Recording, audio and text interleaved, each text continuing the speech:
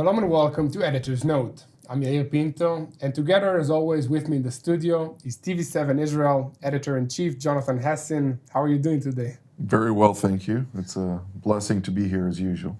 Yes, and it's really good to have the ability to sit here and discuss deeper the situation and the events that we, recorded and shared with our viewers throughout the weeks with Israel News. But before we dive deeper into all the the details, the interesting stuff that's going on, let's start with prayer. And I would like to ask you, our viewers back at home, to open your hearts and to join me in prayer that God will be with you and bless this program. אבינו שבשמיים, תודה לך על האפשרות להיות פה איתך. Our Father in heaven, thank you for the opportunity and the privilege to be here with you, to be here together, your followers, and to really seek your word and your guidance to help us go through these difficult times that we are hearing in the news, that we have, that are going on in Ukraine, in Russia, and all over the world. We pray that you really speak to us and bless these people in need in these countries. Bless our viewers, bless Jonathan, bless our team here in Jerusalem. B'Shem Yeshua Mashiach. Amen. Amen. Well, Jonathan, also last editor's note, we discussed and better explained the implications of the Russia-Ukraine crisis. What has changed since then? Well, not much. More of the same, I must add. The Russians are quite vigorous in maintaining the line of what they're doing. People don't understand that they have employed currently only 75 aircraft out of the hundreds at their disposal. They have utilized the deployment of forces that are not their even secondary tier forces. Really? So they're holding back on their military power? They are holding back quite significantly. The best forces at the disposal of the Russian military are at standby. They are available to Sergei Shoigu whenever Vladimir Putin decides that it is the time to ratchet up the pressure on Ukraine. But strategically speaking, tactically speaking, the Russians are very clear in their approach to the conflict, which, on the one hand, it indicates a certain rationale. The repeated defamation of trying to depict Putin as an unrational person is just not true. There is a clear understanding, there's a clear strategy. Russia has goals in mind. They're not clearly understood by the West. And if we talk about a chess game, so to speak, this is multidimensional chess. And sometimes the opponents, the contenders on such a chess playing field, forget the other dimensions that they should pay attention to. So sometimes they may find themselves disoriented to the aspects of what should happen. Putin planned this invasion in advance because we see the response of the West, especially the United States, with all these very severe economic sanctions on Russia. But it seems like, okay, so the Russian economy is hurting. We can see, their currency going down in compared to the dollar and compared to other currencies, but they are still doing what they want. It's like they came prepared for this. They came prepared for this. Look, over the years, if we're going down to this line of thought or the school of thought of what was planned and what was not planned, ultimately entering into this war was pre-planned, premeditated, and clearly designed in order to sustain within times of significant fiscal pressures from international sanctions that are quite vigorous at this stage. They may even become worse. We just saw this past week the United States follow suit after the United Kingdom announcing that they will no longer accept any form of energy from Russia. And opposed to the United States and the UK that are able to do so, there are specific countries within Europe and within the NATO alliance that cannot, because they do not have sources of energy. Take the Netherlands, for example, where it had vast natural gas reservoirs, both offshore and onshore, that the Dutch government was forced to cease operations because of earthquakes happening in the northeastern part of Groningen. So even though Europe does have the resources to tap into, it is still quite challenging. The prices of oil are rising rapidly. Yeah, And it's going to impact the entire world. Yeah, I understand. And even more than that, like it's not like changing your supplier of any other goods because pipelines are installed. You need to create new ones. You need to tell the factories to, extract more natural gas. So these things takes time. And in the meanwhile, you cannot have a city, a town, a country without power, without electricity. Indeed. So even though, these sanctions affect Russia, still it has a safe guarantee for the short run to have its economy, sustained by natural gas, by energy to Europe and other countries. Well, it's, again, there is much misinformation out there about the situation in Russia, the situation around the world, and in particular in Europe and in Ukraine. I really want to focus one moment on the aspects of Russian society contending with this new reality. We hear quite the influx of people leaving Russia, young people who are eligible to be suddenly drafted into the military after already serving their 2 years, which is mandatory under Russian law. Then you have from St. Petersburg to Moscow, multiple people that are in dire difficulties, fiscally speaking. Now, to say that, because they blocked Facebook and Twitter and YouTube, that there are no alternative social media platforms, I'm very sorry, but I will not turn into French when we're speaking about this context, but specifically, there is a Russian version of social media on all levels that we have from the multinational corporations from the United States. So there's plenty circulating there, and ironically speaking, those same Russian-speaking platforms are utilized by both Ukrainians and Russians. So there is plenty of information circulating there, and the people in Russia are quite aware of what is happening.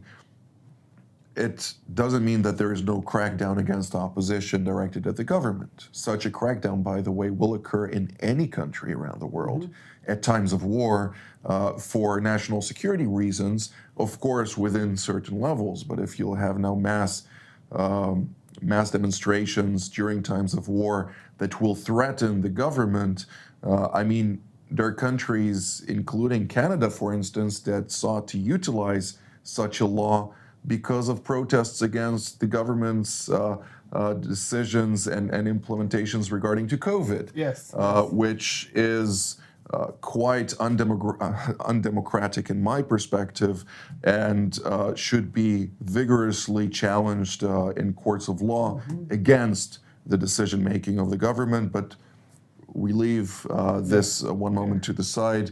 When we're looking specifically, again, to the situation in Ukraine, the conflict, and this is not to discourage anyone, but the moment the Russians decide they will take over Ukraine, they are the upper hand in every level of military capacity, military capabilities, the qualitative military edge. While the Ukrainians trained to defend their country, the Russians trained to defeat the United States of America and NATO.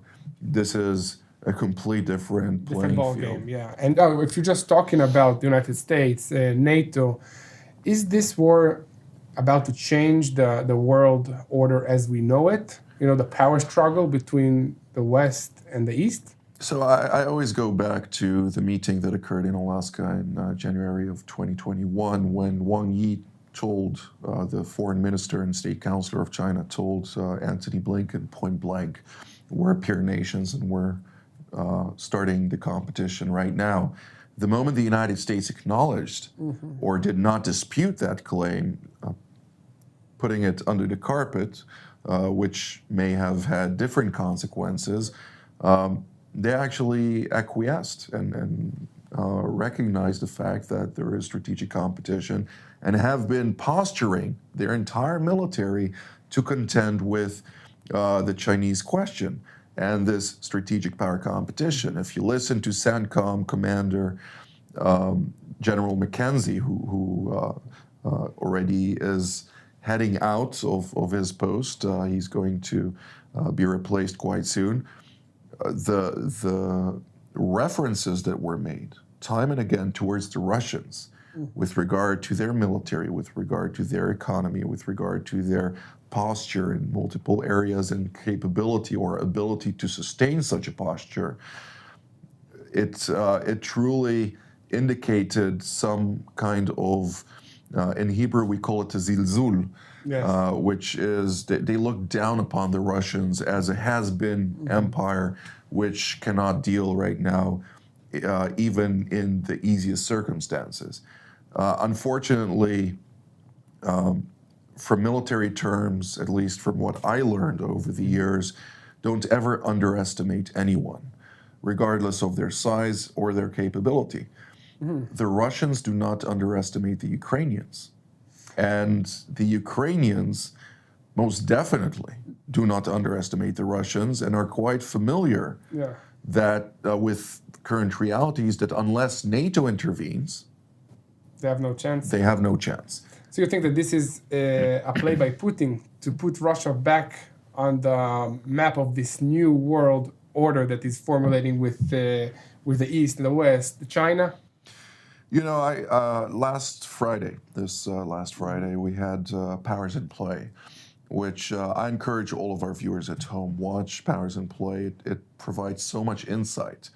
And while we have our regular panel, every time we bring different panelists, because not always our distinguished panelists are able to make it.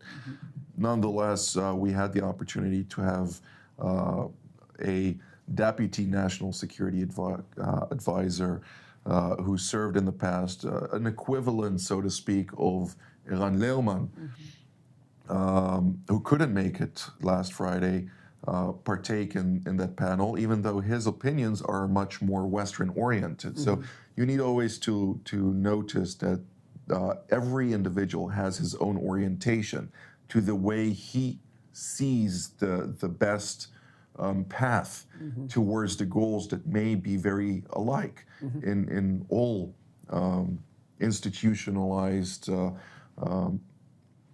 government offices that have the capacity to take key decisions in order to bring about the best outcomes for a specific state. On the other hand, we had Gershon Cohen, Major General, a two-star general, who, you know, as a commander, Mefaked Guys, Corpus Vivendi, Corpus Corps commander of Northern Command for many years, but also with many, his curriculum vitae is quite impressive. He is a person that at times of an all-out war, okay, everybody speaks about the Northern War, about Ezekiel 38, Ezekiel 39. The person who will lead the Israeli forces in such a war in Syria and elsewhere is him. Yeah. Okay, so to have such a distinguished person come on the show and provide insight. Of course, he met Putin personally, and I've invited him back also for this Tuesday, together with another distinguished security person who has also quite the impressive CV, to communicate about the Syria area of operation. Yeah, 11 years to the Syria conflict. Indeed, which will be marked on the 15th of March. They both will join Amir Oren and myself for such a discussion. We're looking at, going back to your question, we're looking back at the reality at hand. And there are forces trying to challenge the current world order.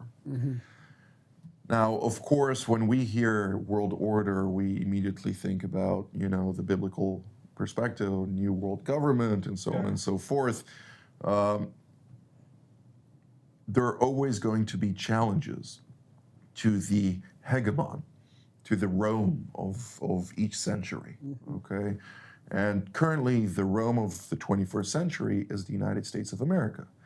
So those who seek to dictate the rules of the game, to basically take the place of the United States of America, are China and Russia. Yes. But Russia knows that currently, within the current state of play, it does not have the fiscal ability to challenge the United States. On the other hand, it does have the military might to deter the West.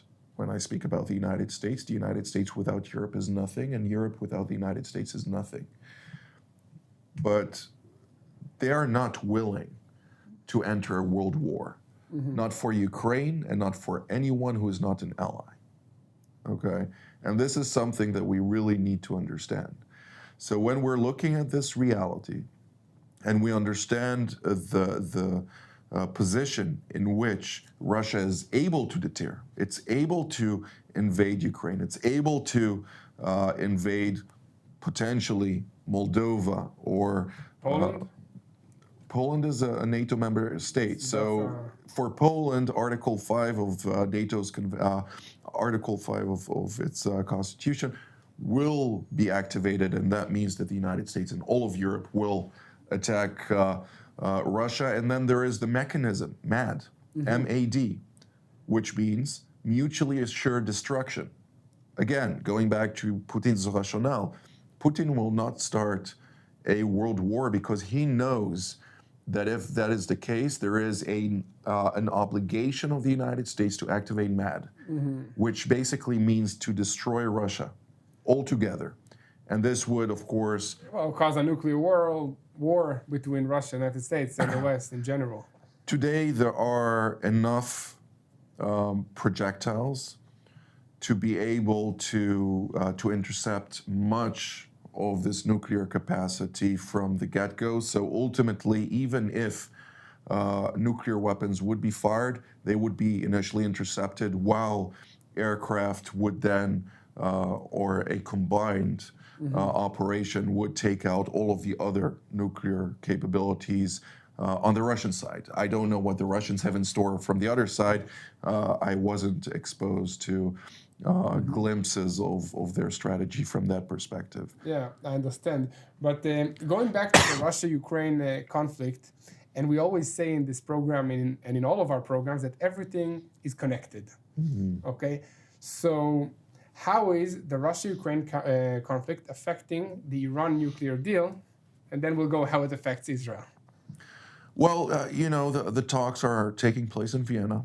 This week we had quite a dramatic shift because the Russian foreign minister, Sergei Lavrov, suddenly came out and declared that, look, with all due respect, we want guarantees, written guarantees, not just from high-level Americans. From the United States, going from Secretary of State Antony Blinken to President Biden, that the current sanctions related to the Ukraine topic will not impact any possibility of doing business with Iran over the nuclear agreement. If not, the nuclear agreement is void. It has no meaning for the Russians other than guaranteeing that Iran will have some sort of scrutiny on its nuclear process or progress.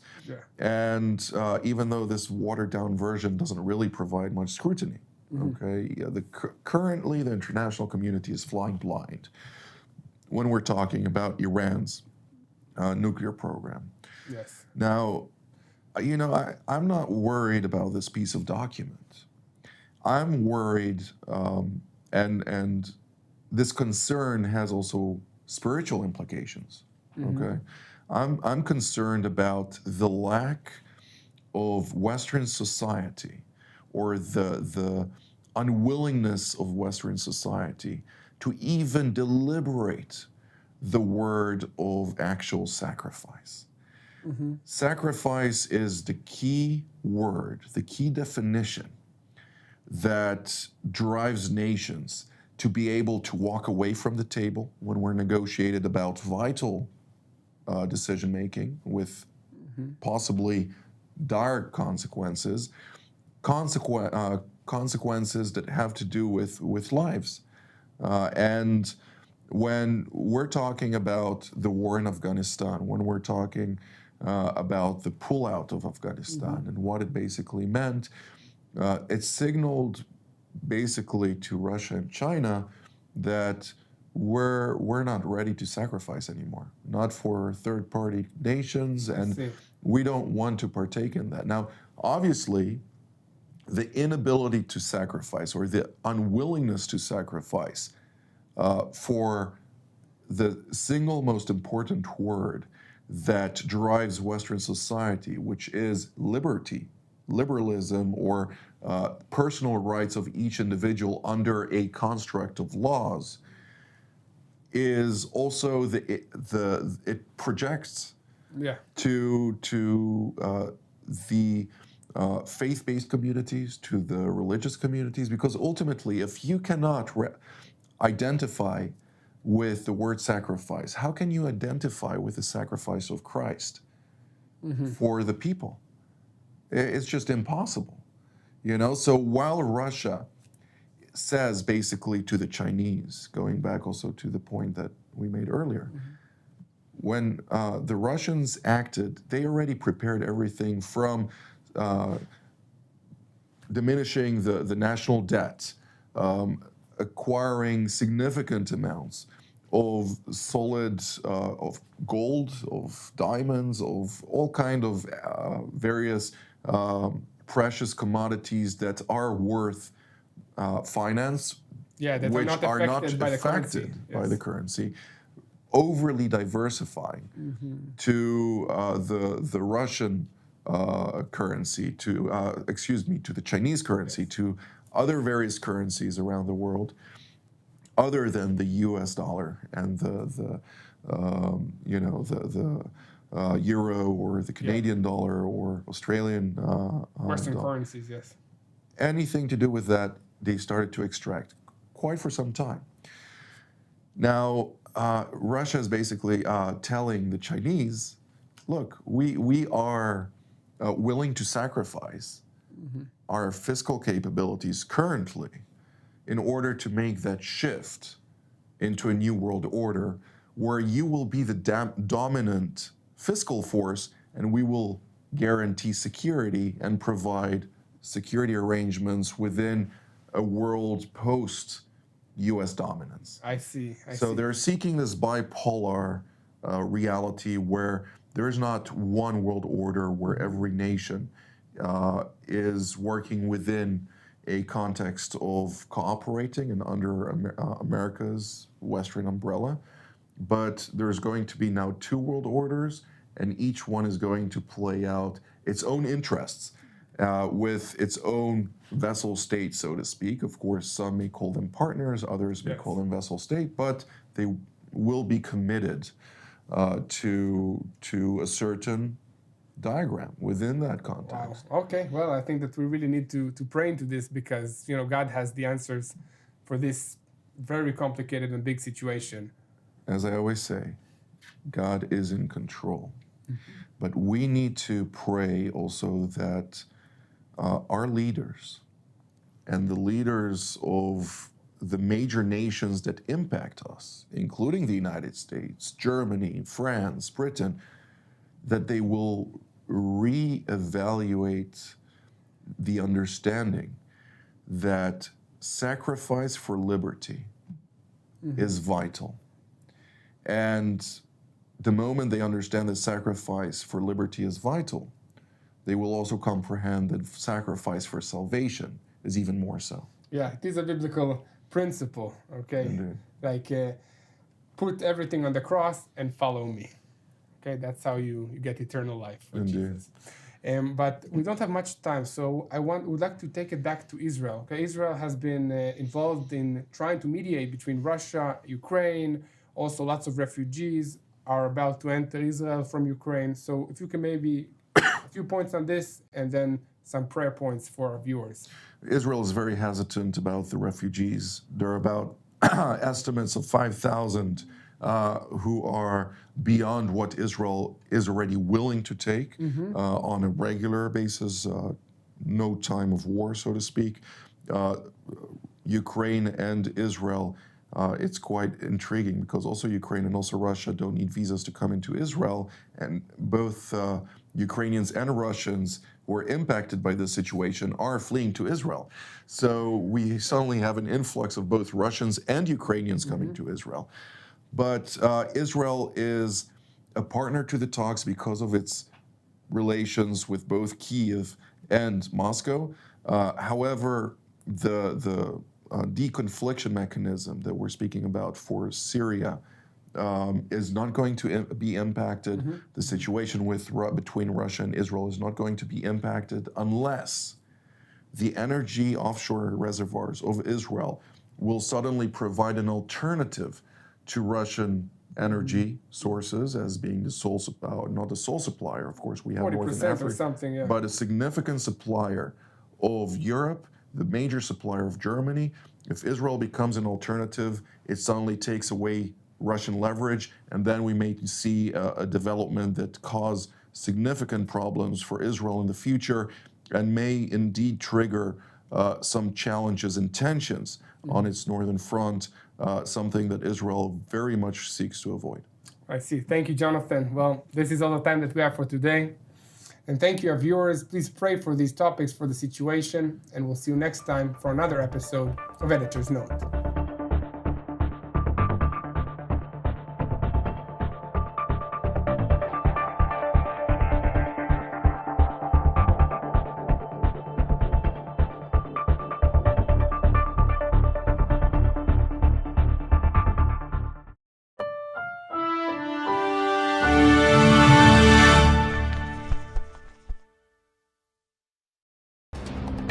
For more of TV7's productions and editorials, we invite you to visit our website at www.tv7israelnews.com.